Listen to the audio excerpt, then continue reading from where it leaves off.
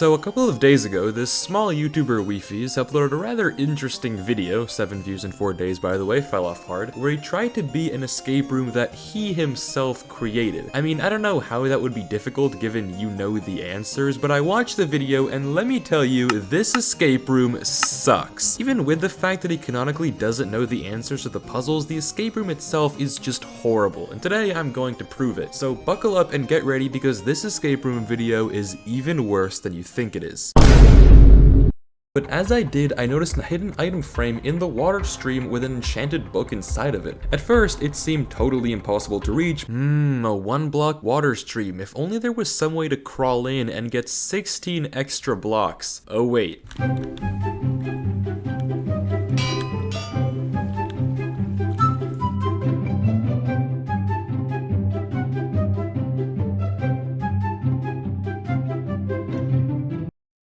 One of these was not like the other. 3 of these could hurt you. Creepers, swords, and wardens. Gamble and threw my trident at the villager pots. I ran down back into the other room to the water stream. I had to get up 6 blocks and I only had 2.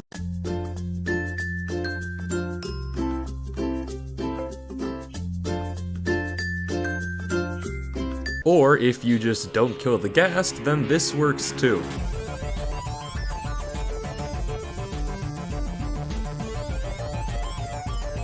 Also, cool little Easter egg, you can see that the pot changes as evil Wifies broke and replaced it. He doesn't mention it in the video, but it is a subtle difference. The exit was across this giant pit of lava, and obviously I couldn't get across without any blocks or I'd surely die.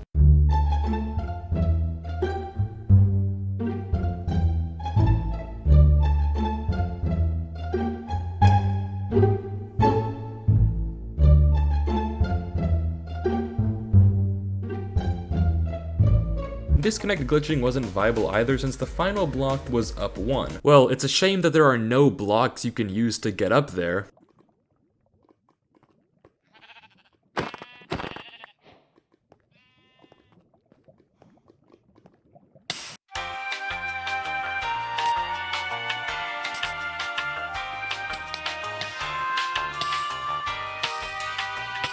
Disconnect glitching wasn't viable either since the final block was up 1, and there was only one way to get a block. I had to kill Gerard. So after getting a block of wool, I hopped in to explore the second chamber I had glimpsed earlier. Like, I understand wanting to drag this out for the watch time, but come on, you could have at least followed through with your own plan. He says he can't disconnect glitch without a block, and then he gets the block, and then does an entirely different plan. I mean, come on, how contrived can this get? For one thing, I couldn't even get both my blocks on one side. I need to use each one of them to get over their respective side of the wall, so I couldn't really keep one with me.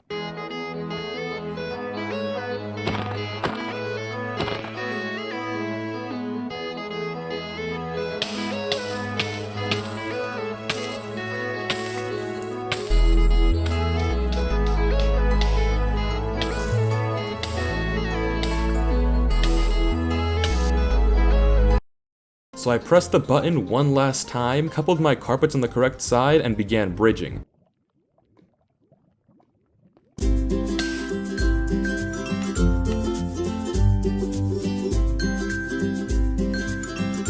I couldn't let a single carpet burn in the lava, otherwise it would all be over.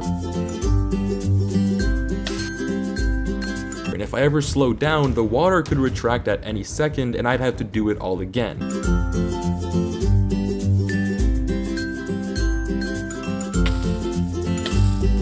I had no idea how much time had passed at this point, and I was almost at the edge of the lava. And when I was sure I could make the jump, I leaped over and barely made it up the water, right as it disappeared into ice.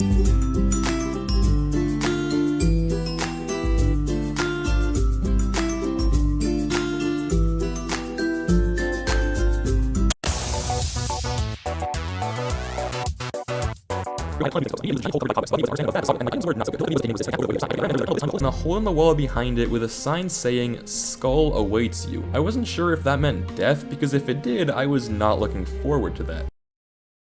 an observer connected to a line of redstone that seemed to go left towards the hole I saw earlier. All I had to do was place a block on top of the observer's face, but there was nothing in my inventory I could think to use. If only there were 2 blocks, one that could go on the bottom and one that could go on top. That'd be very convenient. Are you sure you checked your whole inventory, Wifies?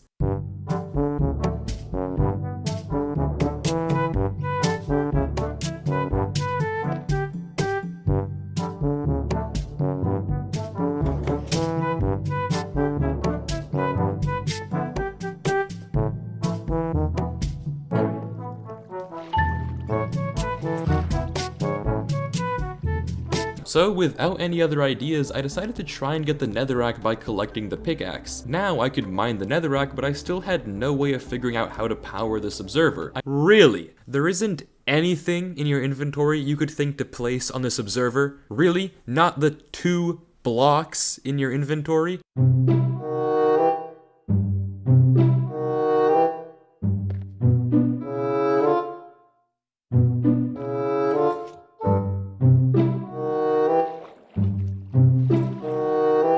I couldn't place the mushroom on bedrock without a lower light level, and the hanging roots were the most useless block in the game. The hanging roots were the most useless block in the game. Useless block in the game. I tried to think about the task at hand a bit more clearly. I somehow had to place a block on the face of that observer. If I could place a mushroom, I could then place the dripstone spike on it. Bro, you're there. Ah yes, instead of doing the simple solution of literally just placing a block on top of another block, we have to do whatever this wild goose chase is and lead an entire line of mycelium across the escape room. And the worst part, that's not even the best way to use the mushroom.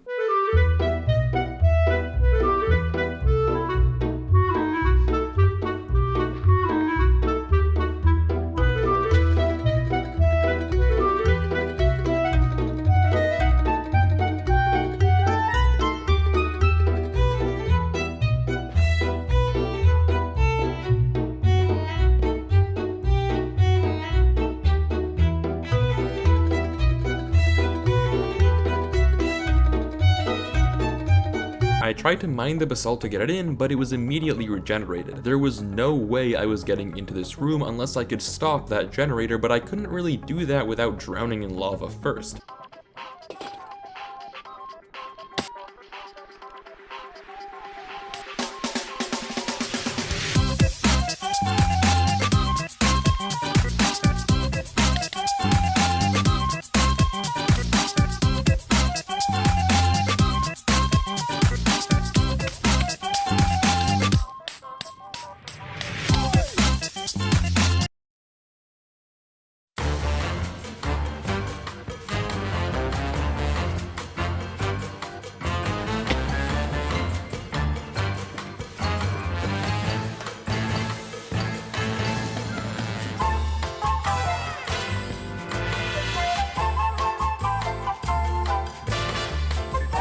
Inside the newly unlocked room, there was a villager trading hanging roots for loyalty 3 tridents. So I guess they weren't that useless after all. I guess they weren't that useless after all. I guess they weren't that useless after all. I decided to trade all 4 because let's be real, what else can hanging roots do? Let's be real, what else can hanging roots do? Let's be real, what else can hanging roots do?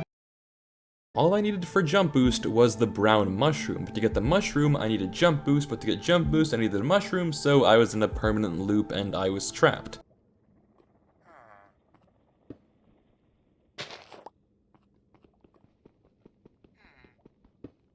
So this last room is kind of contrived, but credit where credit is due, it's actually a really cool puzzle and there isn't a great way to cheese it. But that doesn't take away from the fact that the other rooms were very poorly designed and had many exploitable loopholes that could have easily been addressed if Wifies had solved them the obvious way instead of performing some ridiculous circus tricks only meant to entertain. I mean, seriously, there's no way a normal human would do some of the things he was doing. It's almost as if he made the puzzles himself. Wait a second. Oh my god, it's a meta commentary. And, well, I guess it is an April Fool's Day video, so I'll let it slide this time. I wasn't sure if that meant death, because if it did, I was not looking forward to that.